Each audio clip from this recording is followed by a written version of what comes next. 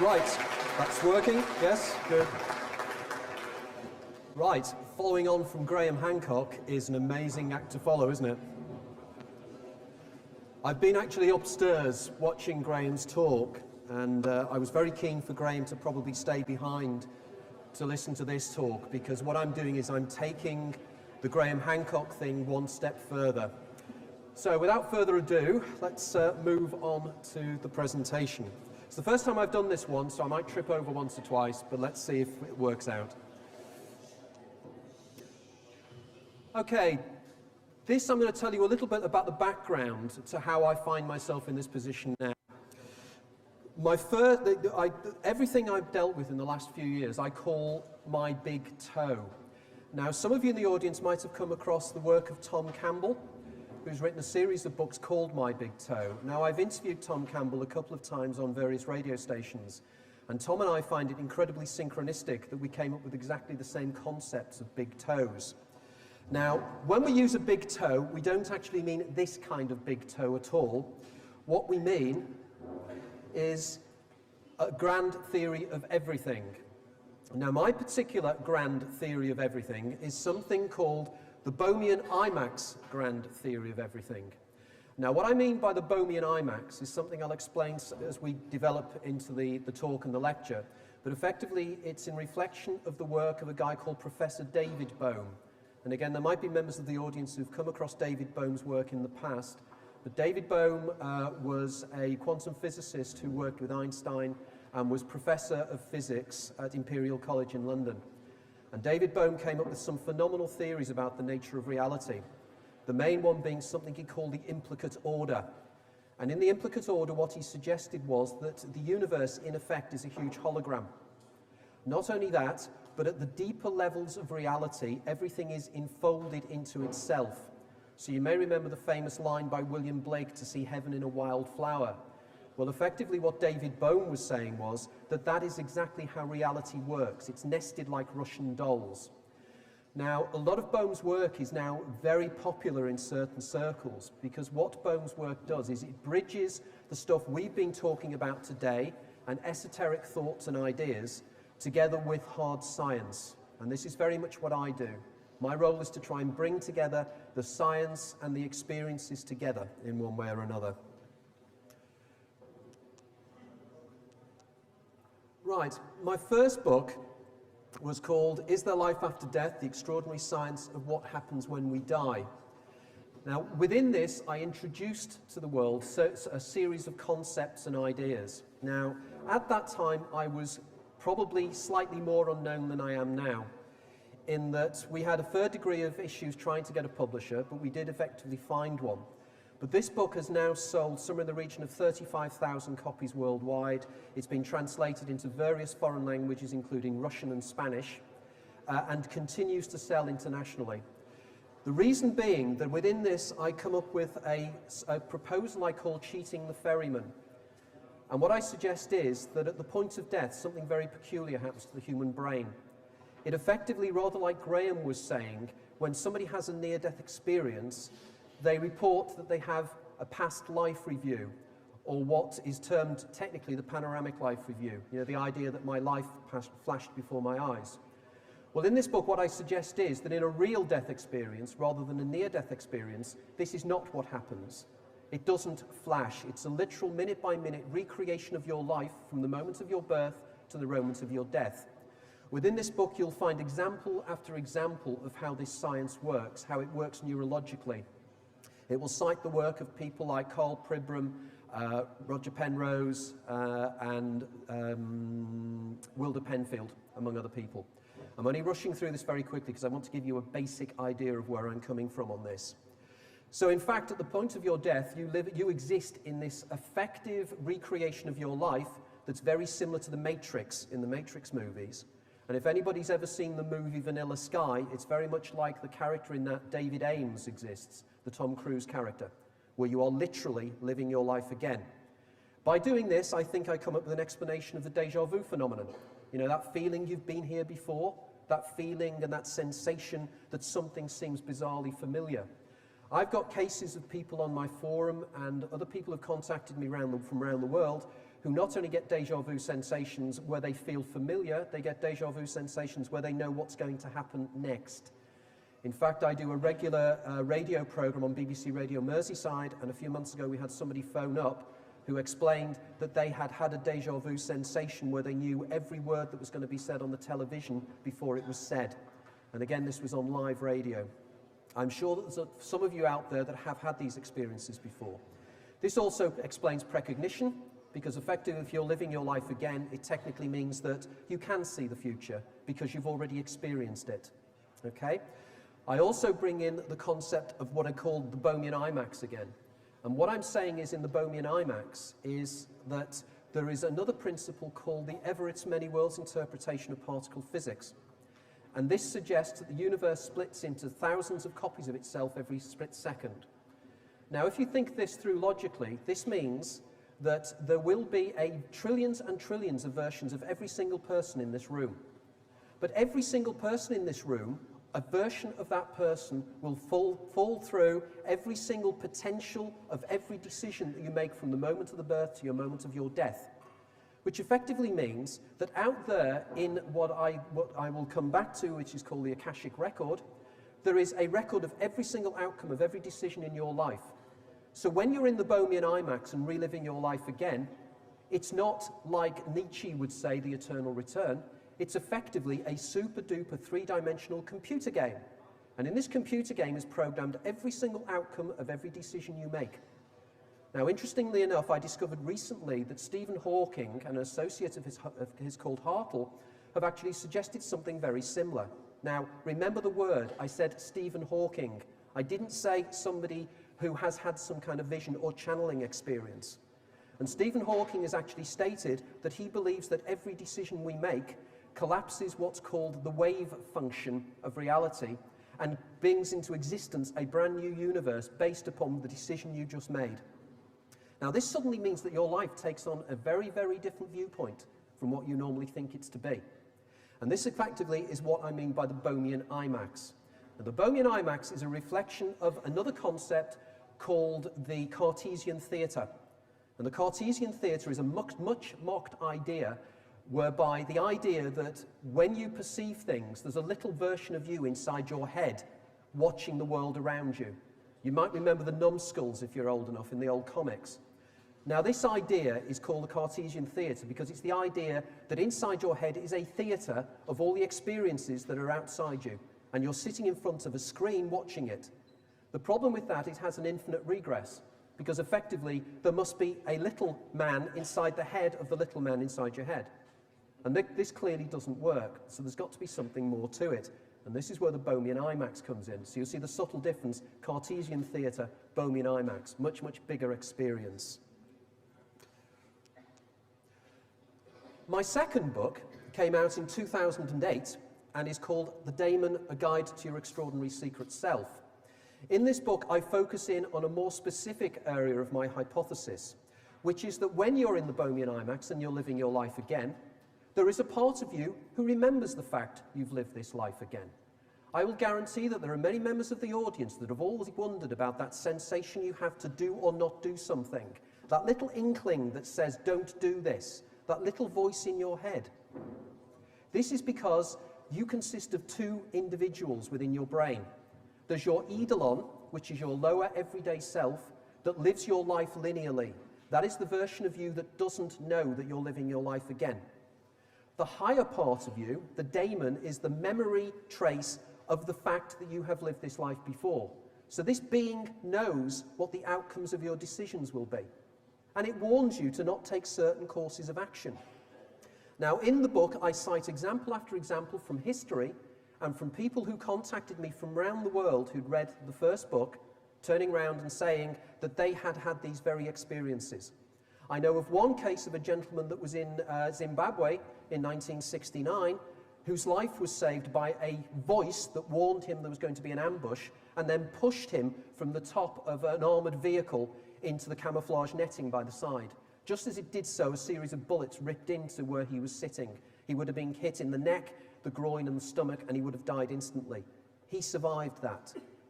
Now, the interesting point is, if your daemon saves your life in those circumstances, the daemon can't help you anymore, because you're then in another part of the Bohemian IMAX, the memories that have been laid down by another version of you that your daemon doesn't know about. So in which case your daemon will help, but it's rather like you. Your daemon and you are driving in a car through your life, and suddenly the daemon doesn't know the directions anymore. There's also, this explains another interesting phenomenon. It is known that déjà vu experiences, or more technically déjà vécu, which means already lived, déjà vu, as you're probably aware, means already seen. Déjà vécu experiences tail off the older you get. The older we get less déjà vu experiences. The reason for that is a simple one. Because as we get older, there is more opportunity for a change within the Bohemian IMAX to put you on a different path than you did last time. In which case you won't have déjà vu sensations because you can't, because you're living this part of the life for the first time. The daemon also suggests, and it does a lot of work in terms of neurology and the neurology of the brain. I do the work and I do the neurology to explain exactly how this works. I discuss split brain operations that happened in the 1950s and the 1960s. I also do some of the latest research in neurology, including discussions with neurologists and brain surgeons who are friends of mine. So this stuff, as I say to everybody, as Carl Sagan once said, extraordinary claims need extraordinary proofs. I am one writer that I believe, if you believe what I say, you go to my books, I will give you the references. I give you the references to the academic articles I reference. There's nothing in my books that I don't allow you to come to your own decisions about, and that's profoundly important, because my books are out there for people to read and come back to me and say, I don't agree with that, or whatever. Now, in terms of this, later on, I'll probably explain as well that I have a very active international forum, and I invite everybody in this audience to get involved in this, because we're starting up something really quite big in terms of this. So, that's the daemon in very, very quick terms. I do 2-hour lectures on both of these books, so I've taken it through very, very quickly. The science works on both books. The science does work. It's hypothetical, but it still works within modern known science. But tonight, for the first time, and anywhere in the world, and literally this is the first time I have discussed this book in an audience like this. I've done one very small conference, but that's it. So this is the first time you're going to be coming across this. I'm going to be just discussing my next book, which is the out-of-body experience, the history and science of astral travel. And in this, I'm going to be presenting something called the intramatic model. Now, what I always find curious about my writing is, when I start writing my books, I never really know where I'm going to end up doing. In fact, I'm finishing off my 5th book at the moment on time perception. And I genuinely thought it would just be a review of time. Time in fiction, time in science, time in quantum physics. The last few days, I'm suddenly pulling together another hypothesis about the nature of time and how we perceive time. And I believe because this is my daemon, and my daemon makes me write these books, and they just pull together. In the last few minutes, or the last few days, they pull together, and suddenly I've got this amazing new hypothesis. Mark my words, I use the term hypothesis quite specifically. A hypothesis is an idea that's out there for discussion. A theory is something that's actually been tested. Many of the things I talk about, I'm planning to test in the future, but until they're tested, it is simply a hypothesis, nothing more. But the hypothesis I'm going to be putting forward here is called the intramatic model. And I think you might find this of interest, particularly after a lot of things that Graham discussed. I'm a professional member of the International Association of Near-Death Studies. In fact, my first ever academic paper was published in the International Association of Near-Death Studies premier magazine called The Journal. And in fact, I was commissioned to write that by Professor Bruce Grayson. Now, I know that Graham earlier on mentioned the work of Professor Stevenson on reincarnation. Bruce has the next door office, or did have, because Stevenson died last year, sadly. But Bruce has the next door office, and he is Professor of Psychiatry at the University of Virginia. He turned around and he said he was so fascinated by my cheating the ferryman hypothesis that he wanted me to write a paper on it. So effectively, since then, I've become fairly knowledgeable in terms of what near-death experience is all about. And in fact, again, if anybody's interested, on the 11th of November 2011, 11/11/11, which is something that's been following me around for years now, another book will be published that I've co-edited with 2 Australian consultant psychiatrists who approached me to be involved in the book. This is the level that people are now sitting up and listening to the things I'm talking about. In other words, I'm now approached by professionals from around the world who are interested in what I'm talking about in these things. So, near-death experience. The major issue of near-death experience that fascinates me is when people have out-of-the-body experiences during a near-death experience. It is so common. People turn around and they say that, I started to float outside my body, I could see the surgeons. For instance, many of you will probably be aware of the Pam Reynolds case, where Pam Reynolds was a lady where they were operating on a deep part of her brain. In order to get to this part of her brain where she had a tumour, they had to do something called standby. And what standby effectively does is kill you. They actually, even your heart is bypassed in this operation. You are as damn near clinically dead as you possibly can be. But during this operation, she suddenly came conscious and heard a pop and found herself looking over the shoulder of the surgeon, watching the drill go into her skull. When she came to, she described the drill in detail. She described what the doctor had discussed with the other doctors. She described how they had trouble in getting an intravenous drip into a femoral artery. However, there is a slight difference to the things she saw. Some things were right and some things weren't. And this intrigued me, because a lot of near-death experiences, people will turn around and describe things they see. But it's sort of our world, but not. There'll be strange things that are not there. There'll be figures that they'll see that are not there. There'll be furniture that's not quite right. It's as if the place they go when they have an out-of-body experience during a near-death experience is not quite this reality. They then will move on into a full near-death experience where they'll go towards a white light, and then they will experience beings, lots of things that Graham was talking about. Because in fact, I argue that the near-death experience is stimulated either by endogenously, that's internally generated DMT, or another substance which is called glutamate, which is known to flood the body in times of stress. For instance, many of you have probably been in times of stress in your life and feel time slowing down. That's the glutamate kicking in. Glutamate floods the body at the point of death. This is again how my cheating the ferryman hypothesis works. You fall out of time at the point of death, in which case you are in a different time zone to the people around you. You never get to the point of death because time has slowed down for you. So the near-death experience is very, very peculiar, but it does have out-of-the-body experience elements. There is another form of out-of-the-body experience called remote viewing. Now again, I've heard this discussed many, many times today. Being me, when I get involved in these things, I go back to the source papers. I don't read other people's books, I go back to the academic papers. For instance, the Pam Reynolds case that I cited before, you will read many, many times in many, many books on near-death experience. What you don't get the opportunity to read is the original paper written by the surgeon himself. And you will always find that these cases are not quite as clear-cut as they first seem. It's like Chinese whispers. Things get exaggerated, things get embroidered by different writers for different reasons. The same case goes with remote viewing. I decided I would go back to the source papers of people like Ingo Swann, who is probably one of the world's famous remote viewers. There's somebody called Harare as well, and various other individuals. Now, the interesting thing about remote viewing is that these individuals claim that they can do it spontaneously. They can decide that they're going to get outside of their body and they're going to take themselves to another location on the planet and they're going to review things, which is brilliant. However, whenever they've tried to do it in controlled conditions, they haven't quite got it right. For instance, Ingo Swann claimed that he could get out of his body and he could travel to other planets. And in a very famous case, he traveled to the planet Jupiter. And what is intriguing is when he traveled to the planet of Jupiter, he described what were rings around the planet. Now, it was only 6 months later that one of I think it was one of the mariners, I'm not sure which one it was now, or Voyager, went past and they found that he was actually correct, that there were rings around Jupiter, which was intriguing until you start to look more closely at the information. He didn't call them rings.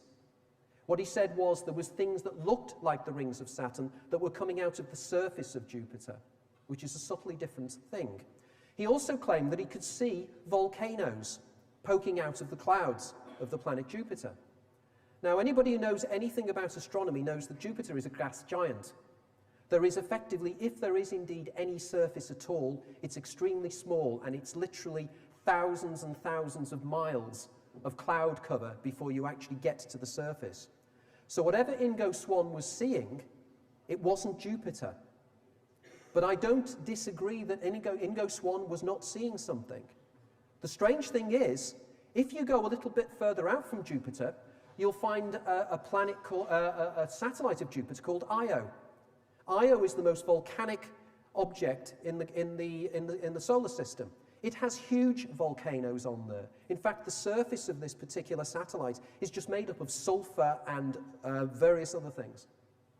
So clearly, it seems to me as if he did see something and he confused it in this kind of dream state that he used to go into. He was also very effective many times of actually drawing things that he saw in these dream states. But sometimes he was terribly wrong. Sometimes he'd get things in the wrong place, as if he was drawing somewhere that was again a facsimile of our reality, but not quite right. And again, in my new book, I cite example after example about this. So clearly Ingo Swann was seeing things, but he wasn't necessarily seeing what he thought he was seeing. He was in a state known as hypnagogic imagery. And if anybody has had this state, it's just before you go to bed at night. It's the liminal state before you go to sleep where you start to see images. Normally it's faces in profile moving around. Sometimes you'll see geometric patterns, and then you go to sleep. And in the morning when you wake up, it will be something similar, which is called hypnopompic imagery. This is a liminal state that we can go into, and it's this liminal state that particularly fascinated me as I moved through the book. So we have remote viewing now. We can move on to another area that people report time and time again, lucid dreaming.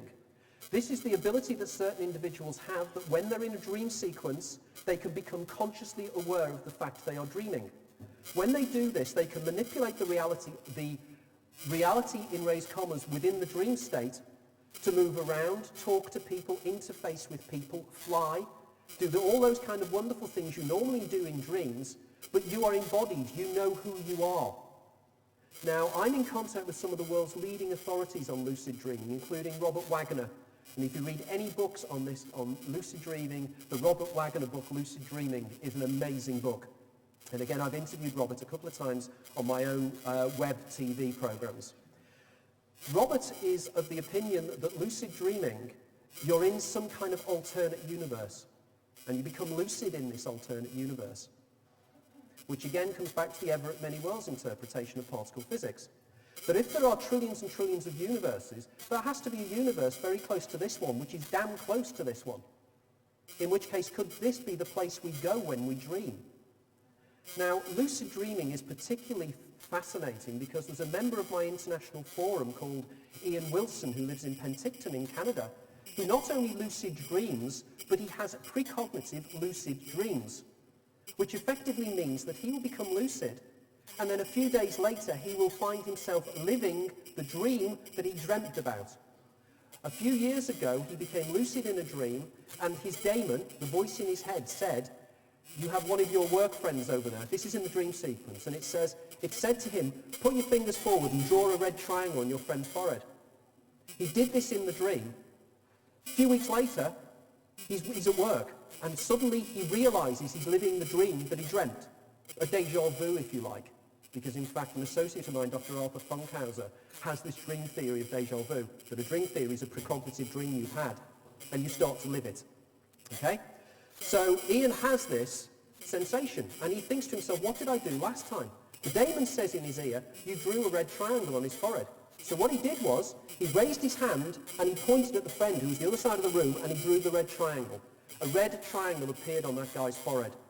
Again, don't take my words for it. On my forum, at anthonypeake.com/forum, you will find the photographs this guy took of this guy's forehead. This is the power of lucid dreaming. This is the power of the stuff I'm trying to deal with at the moment and trying to understand scientifically. Lucid dreaming, you probably are aware, has been extremely popular recently. The film Inception. And Inception, if anybody's seen it, they discuss about deep dream states. And the deeper you go in a dream state, time changes. You probably remember, if you've seen the movie, the last sequence where the bus is falling off, or the car is falling off the bridge. and how long it takes the car to hit water.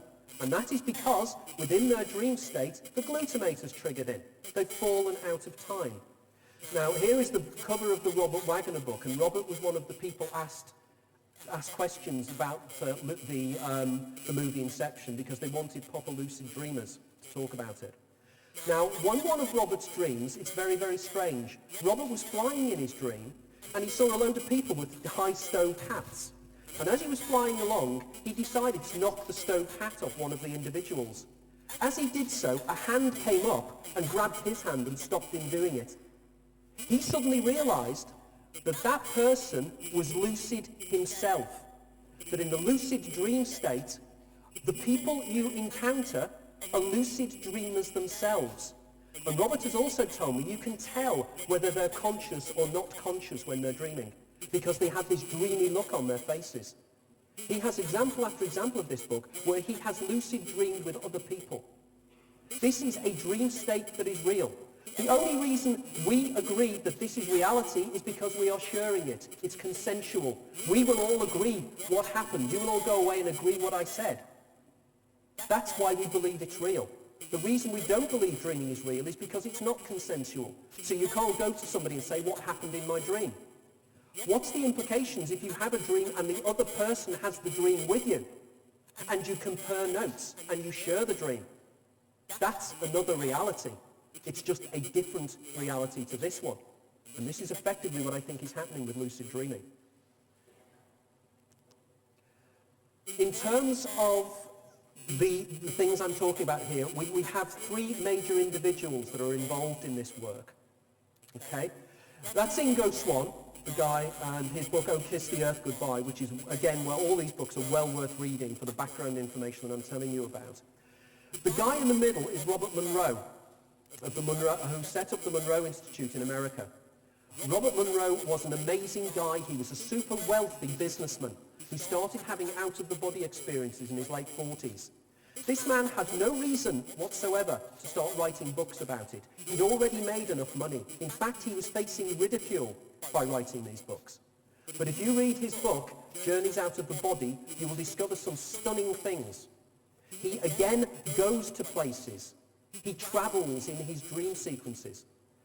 There was one fascinating sequence, and it always amazes me. He was lying in bed, and he suddenly found himself out of his body, hovering above his body, and he turned around his other self, and he went into the bed, and he found a black hole in the bed, and he put his hand through it, and another hand shook it.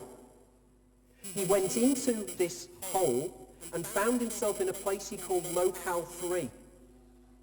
Locale 3 is shamanic traveling. He was in a shamanic traveling. It was probably the higher world of shamanic traveling.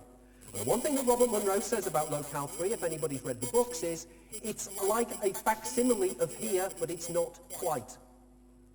Various cases they tried to test Robert Monroe in terms of him going to see other people in distance view. One classic case was done by Charles Tart, Professor Charles Tart, one of the world's renowned researchers into parapsychology.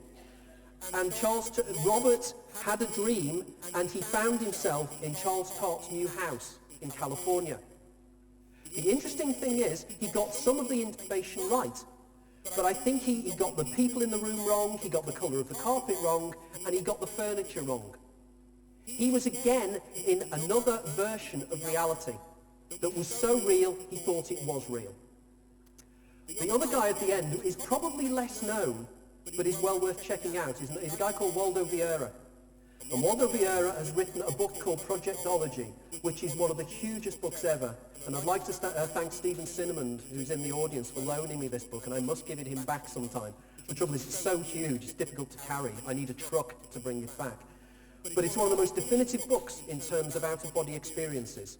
However, if you read Vieira's books, you will again discover that when he astral travels and sees other people, and he subsequently asks them about it, he will interact to people, and people will turn around and say, I don't remember you being there.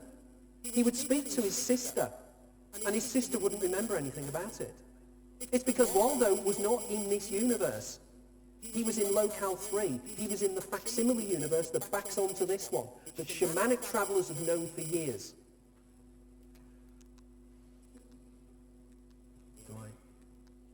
Okay, so what is really happening with these things?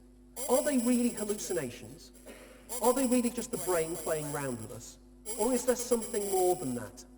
Now, reductionist, materialist science will tell you that you cannot exist outside of your brain. It's their main argument, and I can see the point, because my mother has recently been diagnosed with Alzheimer's. Now, whatever is happening here now, my mother is no longer there. She's there physically, her brain is still there, but she's a different person. Now, to say that it's a television set that's gone wrong is an interesting analogy. But does it mean my mother is still trying to communicate with me out there, but can't get through because her brain is scrambled? It could be. There's a possibility. But it also could be that she is based in her neurons in her brain. So I think there has to be an alternative here. We can't have materialism, and we can't have kind of the spiritual ideas. There's got to be a scientific bridge between the two, and this is what I'm trying to do, because I think there is. Also the word hallucinations. People bandy around the word hallucination. Nobody knows what a hallucination is. You talk to neurologists and people like that. If I'm a schizophrenic and I start having visions, these visions are real to me. You try and tell a schizophrenic that what they see is not real. These things are real. It's just they're attuning into a different level of reality. So the word even hallucination is a wrong term. It's an altered state of consciousness. I believe that something is happening very, very peculiar deep in the areas of the brain. As you know, your brain consists of literally billions and billions of brain cells called neurons. Each of these neurons interact with other neurons through a little thing called a synaptic gap. Okay? And within the synaptic gap, signals or neurotransmitters come down one neuron and they trigger in something called vascules at the end of each nerve, whether they trigger out a particular form of chemical or not, which is called a neurotransmitter. And I think I'm right in saying they've discovered around about 90 of these things. And these are the things that stop you feeling pain. When I was a kid, I could never understand. If I had a cut finger, how was it if I took aspirin? The pain in the finger would go away. How did the aspirin know that the pain was in my finger? And of course it doesn't. It plays around with your brain. It plays around with the pain in your brain. Because of course pain is something called a qualia. Qualia, if you ever want to worry a materialistic scientist, just say the word qualia. Qualia is the intensity of things we see, the redness of red, the blueness of blue, a Shostakovich symphony in the brain, the images that you see now. Everything you are seeing and sensing at the moment is being processed by your brain. It is being turned into electrical impulses that are being presented to your consciousness. What you're seeing now, as you're looking on this stage, if you think about this, is being made up from an inverted image around about a ½ inch high, upside down, bent on the back of your eye. How does your brain, from that, create this? There's a magic trick going on. And scientists haven't got a clue how it works, because they don't understand what consciousness is. As again an earlier speaker said, what is me in my head? Where are my memories? What makes me me? You can take my brain apart, you can take every neuron apart, you still won't find me. And this is important, it's an important point. Now, within each neuron of the brain are literally billions and billions of tiny structures of protein called microtubules. This effectively means that in your brain, and in fact in your whole body, there are trillions and trillions and trillions of these things. They are at the numbers that are more microtubules. In fact, I heard recently from a book by Stephen Damasio, again check him out, he's one of the top leading neurologists in the world, there are more links between the neurons of the human brain and all options of the neuron brain than there are subatomic particles in the universe. This is before we start talking about microtubules. So there's literally trillions of these things. And what are microtubules? Well, according to Dr. Stuart Hamerhoff of the University of Arizona School of Anesthesiology and Professor Roger Penrose of Cambridge, yet again, these guys are serious researchers. Penrose is one of the world's leading mathematical physicists. Hamerhoff is one of the world's leading anesthesiologists. Hamerhoff wanted to understand what is happening when we get knocked out. Where does consciousness go? These guys have come up with something they call orchestrated objective reduction, or ORCH-OR. And what they say is that every single microtubule of the brain is like a little transmitter. And in fact, I have some information about this that you might be interested in. Within the microtubules, two guys called Peter Marcia and Walter Schempp have said that the communication, when two microtubules are close together, they give off single photon white light. Okay? And the single photon white light goes between them. Now, if anybody knows your physics, you'll know if you take two waves of light, you get what's called an interference pattern.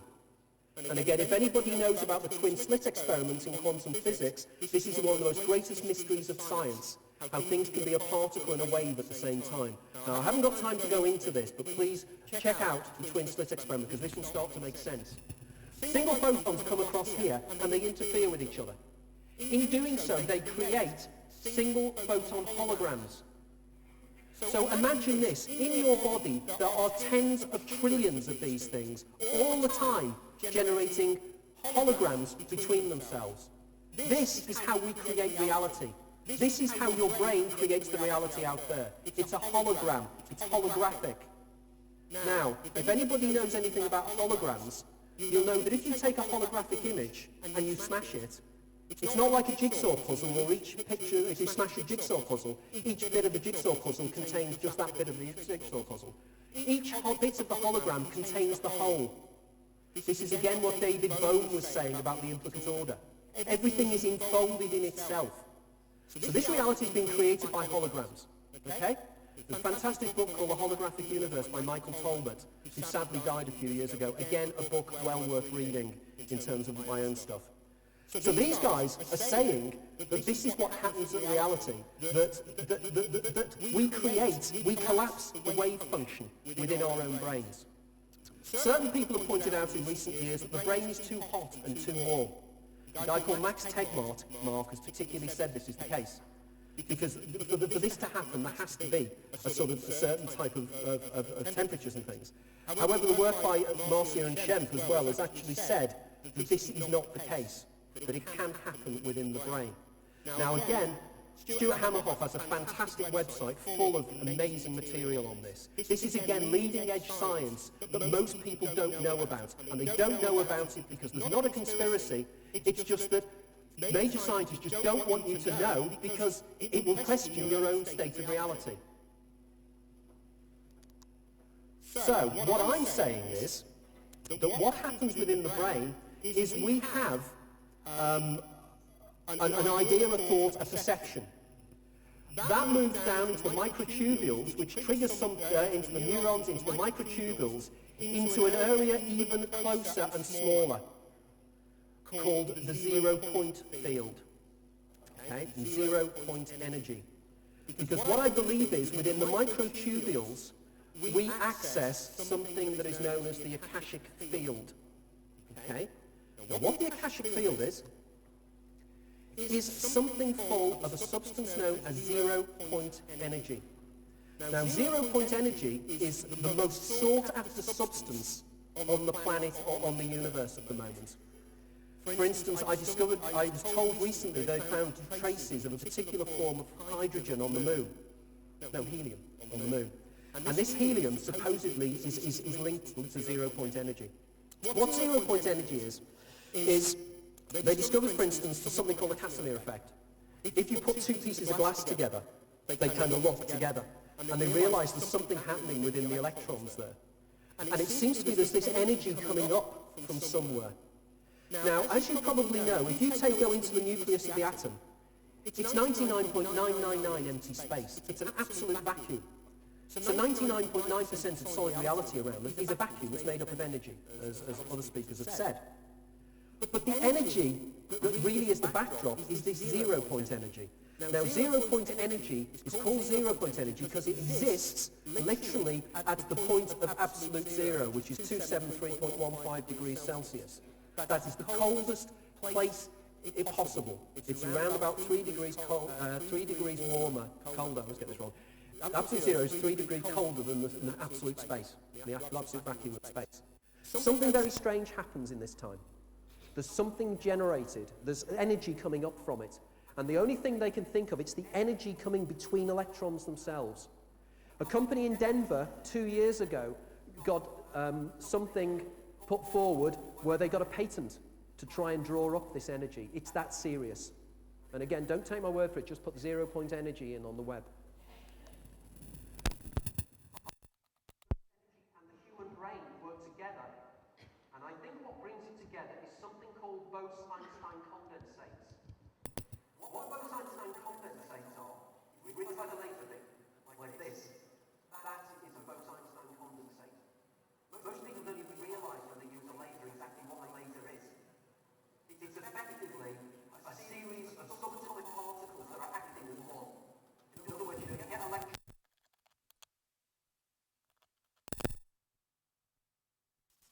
out of sync with each other in our macro world. In the world of quantum physics, they don't, they act together. But there are certain things that can be joined together called Bose-Einstein condensates, which means that we can create things that only work in quantum physics at the larger scale. For instance, you probably know in particle physics there are objects in 2 places at the same time. There's something called superposition. There's something again that if you do something to one particle and you put the other particle the other side of the universe, you do something to this particle, the message is immediately transferred to the other particle. Immediately, without any time between. This is one of the greatest mysteries of science. There's a guy called Anton Zeilinger at the University of Vienna has been doing work on this stuff for the last 4 or 5 years. Again, pick up any copy of New Scientist or Scientific American. Believe me, this is the leading edge stuff. This is not science fiction, this is science fact. Okay? So the Bose-Einstein condensates, I think, work in the brain. And I think they pull up energy from the 0 point field. Okay, so what do I mean by this? Okay, again, is it we're talking about now? It will be, again, Stephen Hawking and a guy called Hertog of CERN have come up with this idea of the observer-created universes that I was talking about before. It was Hertog, not Hartle, by the way, from what I said earlier. But effectively, 2 Japanese researchers called Hirano and Hirari have actually said that Bose-Einstein condensates are brought up from the 0 point field, and the thing they use is mini black holes. Stephen Hawking has recently come up with a hypothesis that the whole universe is full of tiny micro, literally quantum-sized black holes. Which means that your brain is full of quantum-sized black holes. Now, what does that mean? Well, it means one important thing. As we know, in a black hole, it sucks everything into it. And nothing physical, nothing made of matter can go into a black hole, can it? Because it will be stretched and it will be destroyed. Consciousness is not physical. So consciousness can go into a black hole and out at the other side. Axiomatic. Because if it's not physical, it's not going to get stretched. It's not going to get destroyed. So what does this mean? If this means that there are millions of black holes and these things can draw up 0 point energy from the 0 point field happening inside your head now, we have an interesting model. One of the earlier speakers was talking about UFOs bending space and time. He didn't mention this because he probably just didn't have time. But what it is Einstein-Rosen bridges. Well, an Einstein-Rosen bridge is a bend in the space-time continuum. And effectively what it means is that you can be in one part of space and you can fall through a black hole, and when you come out the other side into a white hole, you can be trillions of light years away. Instantaneously. But we know black holes are in the brain. So if black holes are in the brain, Einstein-Rosen bridges are in the brain as well. Again, axiomatic, isn't it? Black holes cause Einstein-Rosen bridges. Einstein-Rosen bridges allow you to go somewhere else. Where do people go when they shamanic travel? Where do people go when they have out-of-the-body experiences? They go somewhere else. That's where they go. Deep within the brain, your consciousness gets sucked into a mini black hole and comes out of a white hole somewhere else. This is where we come onto this little baby. Okay? I was contacted around about two and a half years ago by a friend of mine from the Institute for Near-Death Studies, Evelyn Laszlo. And Evelyn has worked with people like Henring and everything, and she's a huge fan of my books. And she said that one of my friends has read your book and it's blown him away, a guy called Dr. Engelbert Winkler. And she said, Engelbert will be contacting you because he's keen to work with you. Evelyn then invites me over to Switzerland. And Engelbert and his associate, consultant neurologist Dr. Dirk Krokel, were there to meet me. And they had this little baby with them. This is called Lucid number 3. It's a hypnagogic light device. Now, unlike a lot of the devices that you've probably seen on the market, this is different. This has been designed from the bottom up by a neurologist and a psychologist. The tests have been done on how it functions in the brain. It works directly with a computer. This thing works generating light. It sends light pulses into the brain. Okay? Now, when I was invited over, I was given the opportunity to test this, and this is me sitting in front of it in Evelyn's front room in Switzerland. I rarely ever have what I would call esoteric experiences. I'm a fairly grounded guy. These things don't happen to me, and I'm known as being quite a skeptic. I don't take things at face value, because I don't. But if people have experiences and they report them consistently, there has to be something happening. But I sit in front of the light, and I have to be honest, and I will say this to the guys, Engelbert and Dirk, that I didn't expect anything to happen. And I sat there with my eyes closed for about a minute and a half, and I'm sitting there going, yeah, right, just another thing. There was flickering lights, and then suddenly, bang!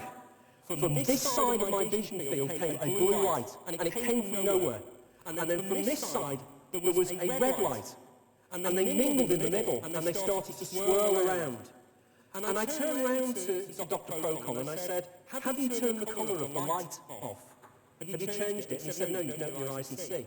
Now this has happened to about 3 or 4 people today who've been on this machine. So again, don't take my word, but there are people in the audience that have had this happen today. Then what happens is, I start to feel my eyes in my head start to vibrate. I start to panic, and Dirk says, no, this is a neurological reaction because your brain is now starting to encode what the light is doing. I then see what I would call, I don't know if anybody in the room gets migraine, but I could see a migraine scotoma down here, break up in vision, kind of fizzing thing. And I said to them, can I look down at this? And he said, yes, you can. So I moved because he said, it's all encoded in the brain now. And I looked round, and I couldn't believe what I was seeing. I genuinely could not believe it. I was looking down on a plane of checkerboard, and it was going off into the distance, and in the distance was a blue light like on the edge of a planet. And I realised that I was hovering in my chair thousands of feet above some kind of surface. I have to admit, I lost my nerve. I asked them to turn the machine off, because I simply could not believe it. They turned the light off, and I'm then coming to, and we're having a chat. We filmed it. Oh no, something then happened. Before they switched it off, I then started to feel my hands banging up and down, and my legs coming up and down. And I turned around to the guys and said, am I jumping up and down in my chair? I was perfectly still. Something was coming out of my body. I was trying to get out of my body. It was the most weird sensation I've ever had in my life. They then switched the machine off, and then I'm chatting to them, and as I'm chatting to them, something starts in my head, and it's just here. And it starts going like this, a vibration. It was like there was a tiny little snake moving around in the centre of my forehead. And I simply couldn't appreciate what was happening here. We had a dinner party that night, and I went to bed that night, and as soon as I got to bed, it started.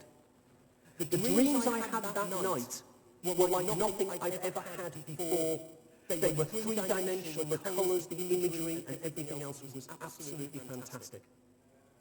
All caused by this. Now, I wanted to know, this is the sensation I had, because this is one of the best photographs of how I felt at the time. And I think the guys that have had the experience today will appreciate that's exactly what it feels like.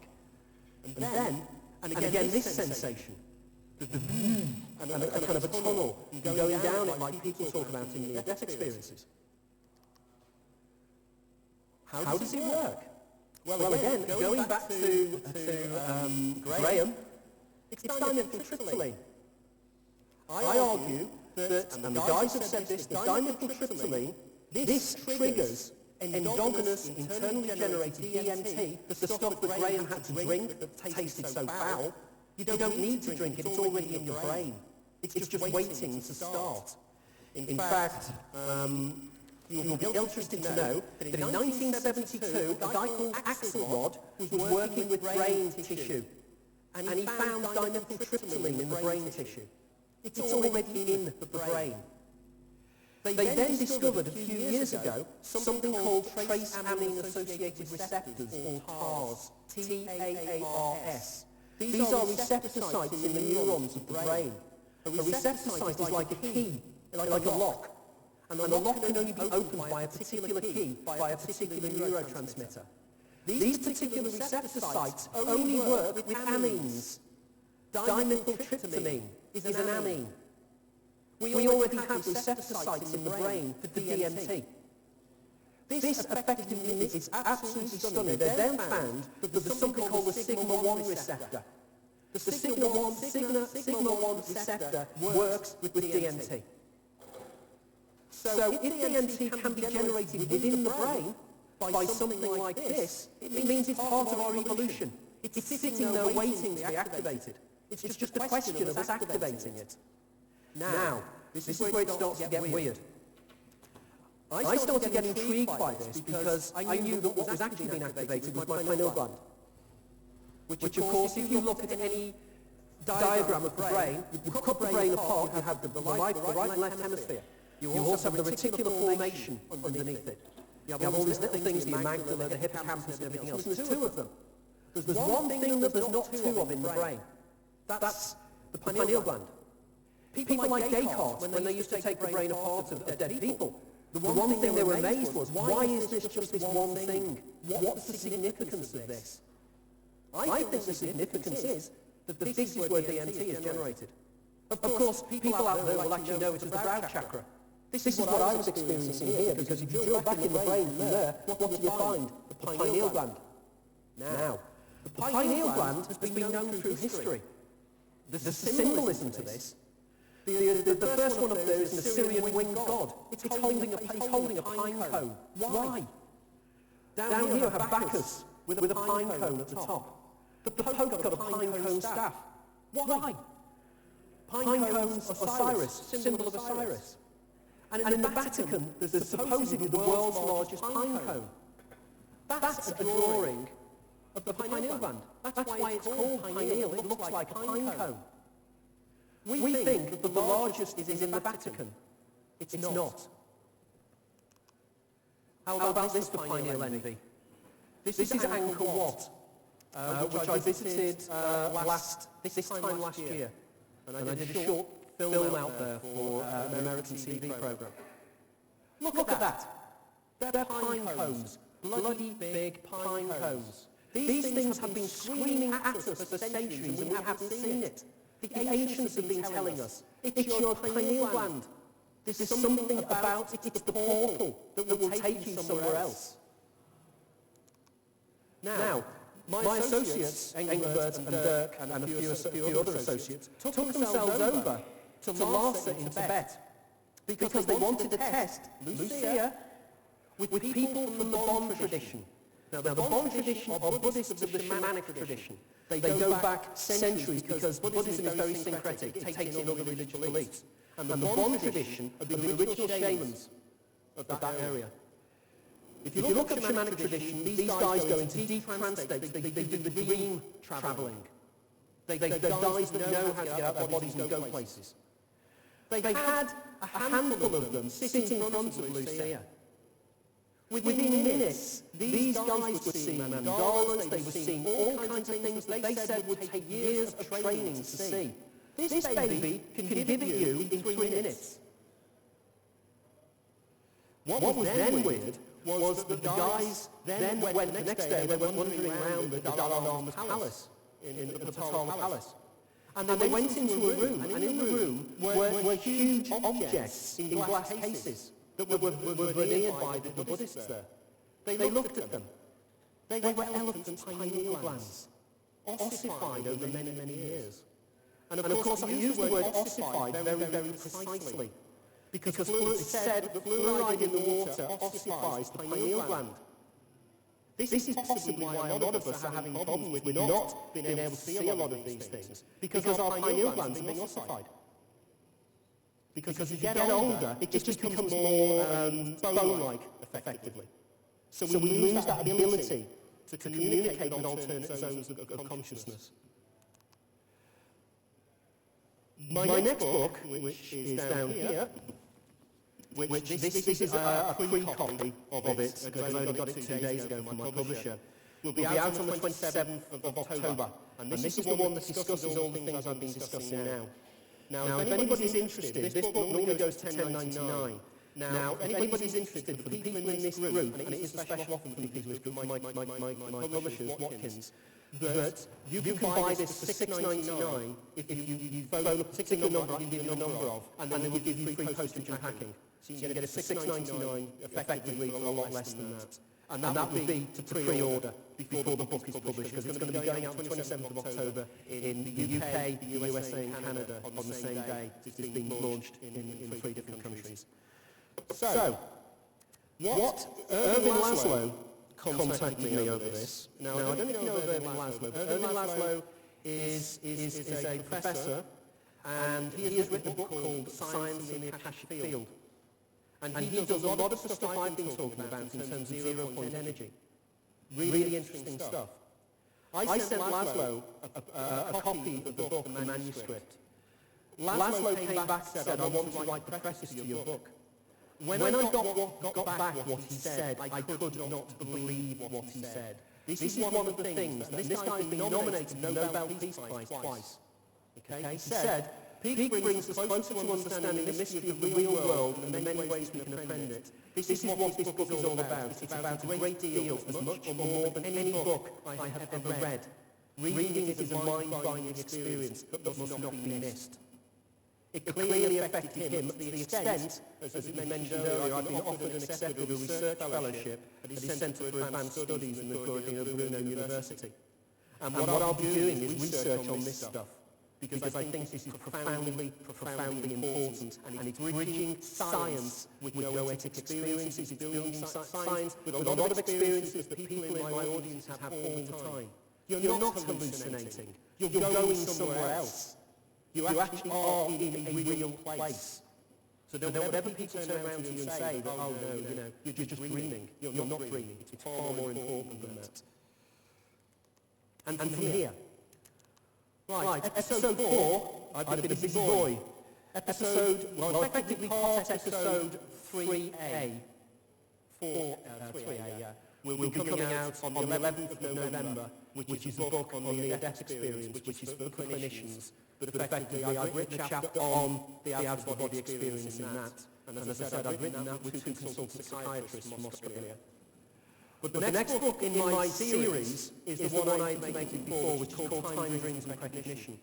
And in this one, I'll be bringing in another model that is only coming together over the last few days, and I'm so excited about this, I cannot believe that I've come up with something again. And I'm going to call it the timeline model of precognition. I can prove why precognition works. There is something called Kramer's retarded waves.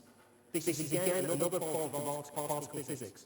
For instance, do you know that some of the world's leading particle physicists over the years, including people like Richard Feynman stated categorically that the positron, which is an antimatter version of the electron, is an electron travelling backwards in time. Now listen to those words. This is Richard Feynman. Okay? This is because, if anybody's heard of Adrian Dirac, one of the world's leading particle physicists of the 1930s, Dirac had problems with his equations. And he came up with a model where he said the only way the equations work is for something called antimatter. He called it the anti-electron.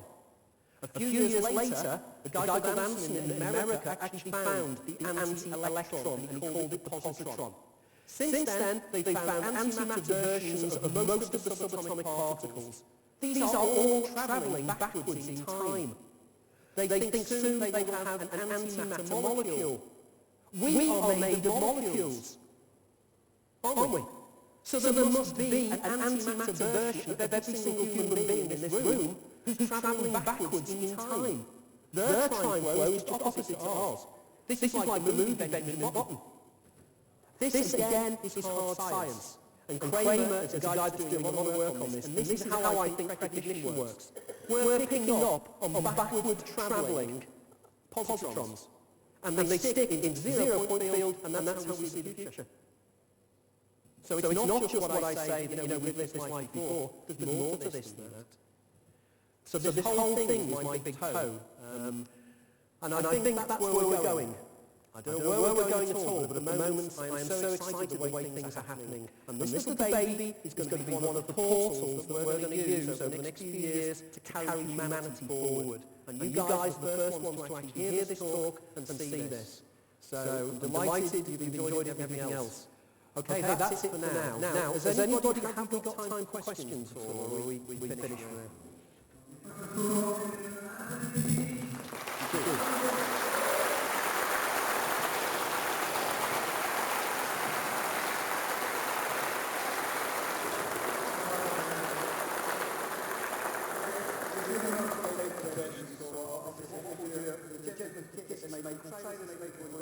Okay, just a very quick question. What's the next